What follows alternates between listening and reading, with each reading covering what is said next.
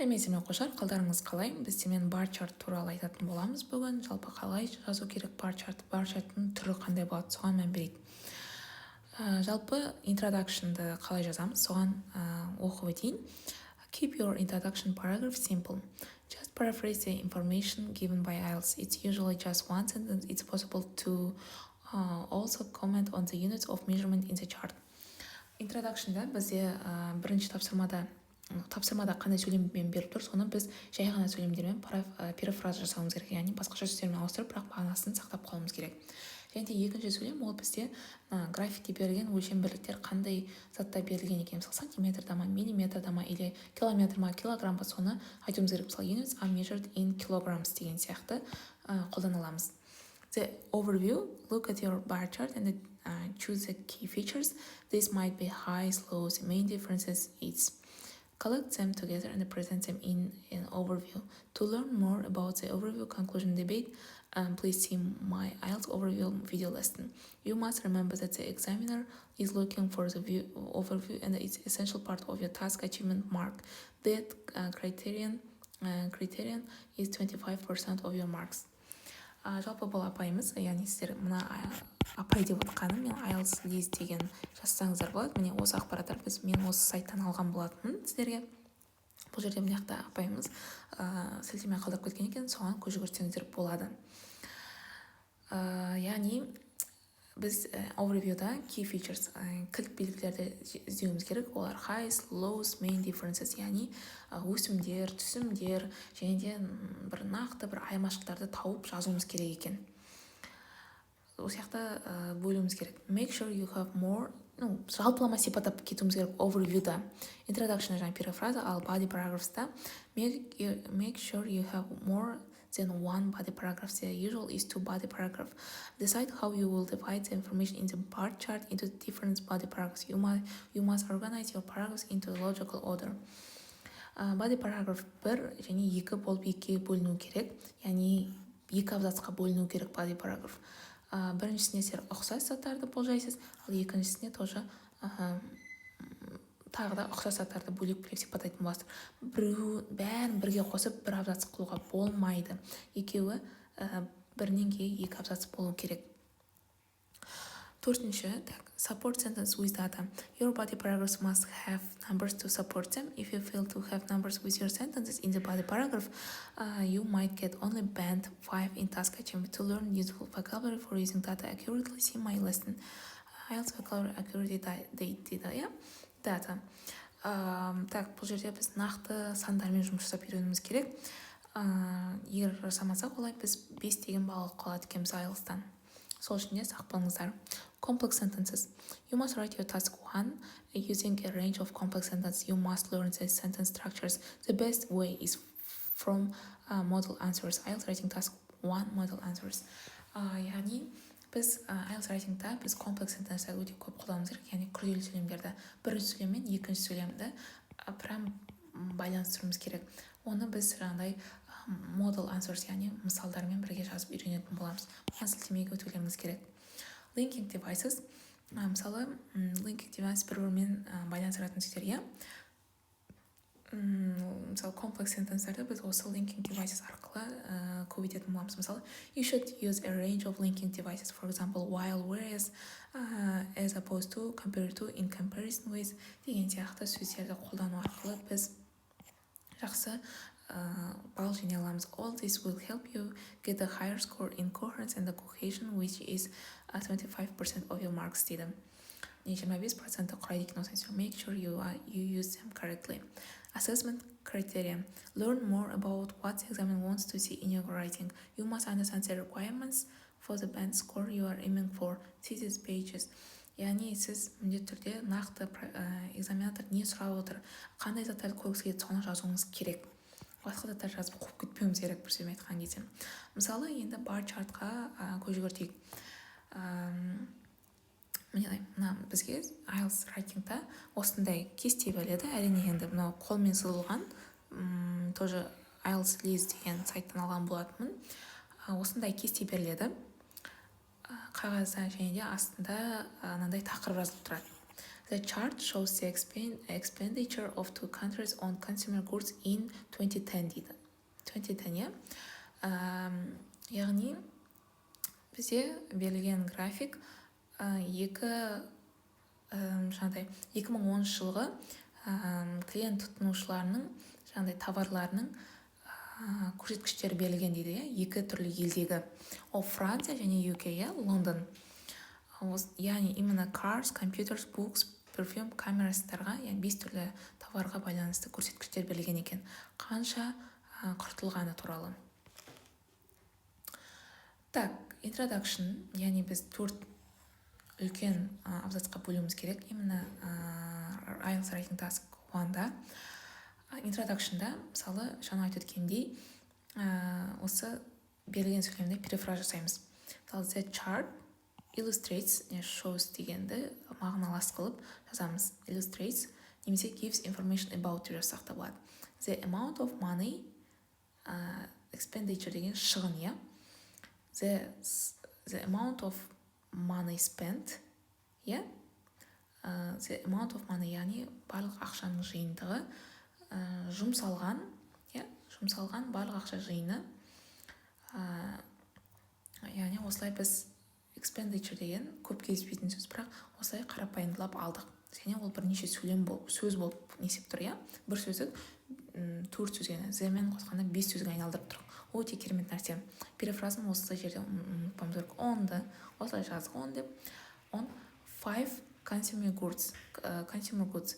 Мынаяқта жай ғана consumer goods деп кетті, ал мынаяқта біз 5 consumer goods деп айтатын боламыз. Яғни ашып жазатын боламыз. Бірақ brackets, иә, яғни жақшаның ішіне жазамыз. Cars, computers, books, perfume, cameras деп. Және де in 2020 деп мынаяқта бітіп кетті сразу, бірақ біз бітірмейміз сразу. Именно қай елдердегі соны жазатын боламыз. Яғни two countries деп айтып кетпейміз. In France and UK деп ашып айтатын боламыз. In 2010 дейміз. Және де жаңа айтып өткендей, units are measured in pounds sterling деп қандай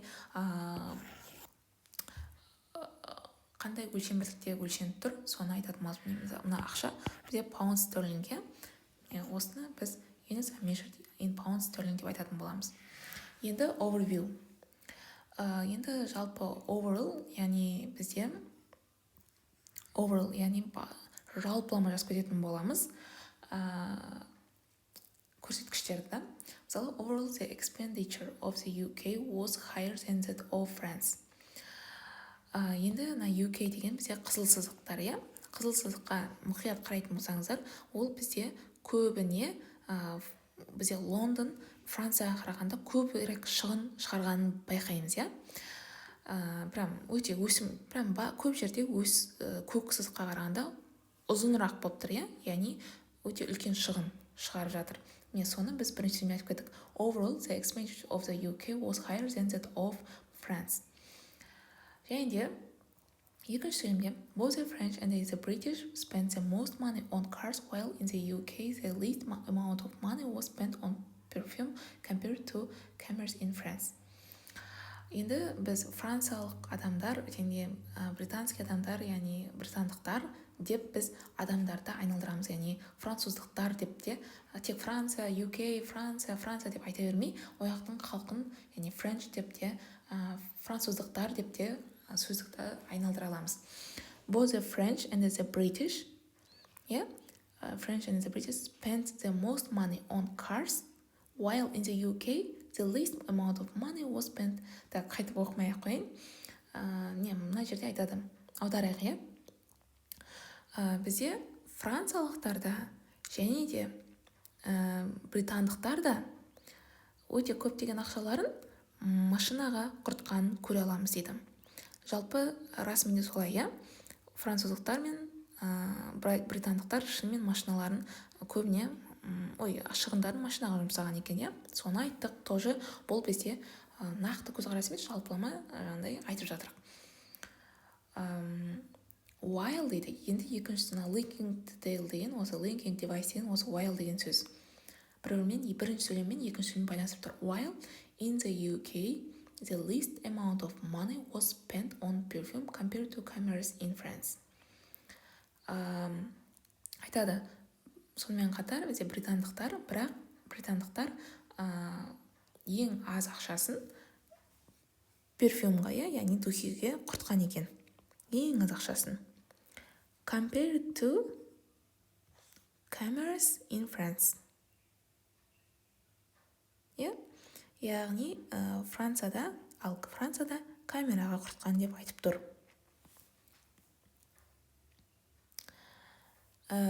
Так, біз нақтылап көшеміз. Body paragraph 1-де біз ұқсас салыстыратын нәрселерімізді, бірдей бір ұқсастықтар бар нәрселерді бөлек бөліп алатын боламыз. Мысалы, cars, books және де cameras. Примерно бір ұқсас сызықтар бар, мынау, қызыл сызықтар примерно ұзындықтар бірдей. Соны сипаттайтын боламыз. Так, мысалы, in terms of cars, машинаға келетін болсақ, деп машинаға тоқталамыз. Машинаға келетін болсақ, the UK spent around 450,000 pounds sterling on this. Яғни, машинаға келетін болсақ, британдықтар, немесе Англия, немесе Британия, Ұлыбритания жаңағыдай 450,000 паундты машинаға жұмсады дейді, Міне, машина сипаттап бастап жатыр қожа. As opposed to exactly 400,000 in France. Ал Францияда 400,000 паунд құртылған дейді. Міне, уже біз Карсты сипаттап болдық. Уже Карс кетті. Яғни біз as opposed to деген сілтеме сөзді біліп алуымыз керек. Жаттап алуымыз керек, қолдануымыз керек. The expenditure on books in the UK was higher than in France. Ал кітап, кітапты айтайық. Ал кітап, UK-дағы кітап шығыны Франциядағы кітап шығынына қарағанда не дейді? Үлкенірек болды дейді. Яғни, шынымен міне UK үлкенірек болды, көрсеткіші. Және жақшаны ашып about 400,000 and 300,000 respectively. Respectively деген сәйкесінше деген. Яғни 400,000 UK, 300,000 France. 400,000 яғни UK жұмсады, In the UK, expenditure on cameras just over 350,000 pounds was over double that of France, which was only 150,000 pounds, Так, UK-да бізде камераға шығын, жақшаның ішін ашты да, шығын жазып кетті. 350,000-нан сәл жоғары деп. Was over double that of France. Жаңағыдай, Францияға қарағанда почти екі есе көп болды дейді, Яғни, камераны қарайтын болсақ, міне, Францияға қарағанда шынымен почти екі еседен де жоғары, was over, жаңағыдай, 2,5 есе да, примерно енді. Франциядан көп болды деп сипаттап жатыр. Which was only 150,000 дейді, міне. Францияны да әдемі сипаттады, UK-ді әдемі сипаттады. Енді computers пен перфюмді айтайық. On the other hand, the amount of money paid out in the remaining goods was higher in France. Басқаша көзқараспен, басқа жағынан қарайтын болсақ, дейді. Енді былай қарап отырсаң, қазір айтам. Ал басқаларда дейді, бірінші алғашқы сөйлемі өте жақсы бастаған екен. Басқа товарларда бізде Франция көбірек жұмсады дейді. Франция көбірек шығын жұмсады дейді, Мысалы, above 350,000 pounds sterling was spent by the French on computers, which was slightly more than the British who spent exactly 350,000 pounds sterling дейді, Яғни, прям өте әдемі сипаттаған екен. 350,000 poundsты френчтер құртты компьютерді дейді. Ал which was дейді slightly more than деп прям әдемі сипаттап тұр. Spent exactly деп, who spent exactly деп нақты айтып тұр. Neither of the countries spent much on perfume, which accounted for 200,000 of expenditure in France, but under 150,000 in the UK.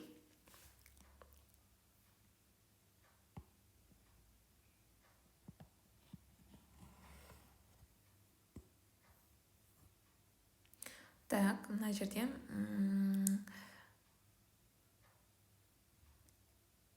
және де Франция of the countries, яғни қазір айтайын, перфюмға, яғни духиға Франция 200 мыңнан жоғары жұмсаса, бірақ UK 150 мыңнан төмен жұмсады дейді перфюмде. Өте жақсы деп аттаған, дәл осындай затты жазып алып, көшіріп күніне жаттығайық. Именно сіздерге тапсырма, бар чатты тауып алып интернетте, соған байланысты қарап, осы текстке қарап сіздер де жазып көріңіздер, жақсы шығатынына сенімдімін. Барлықтарыңызға тілек тілеймін, сау болыңыздар.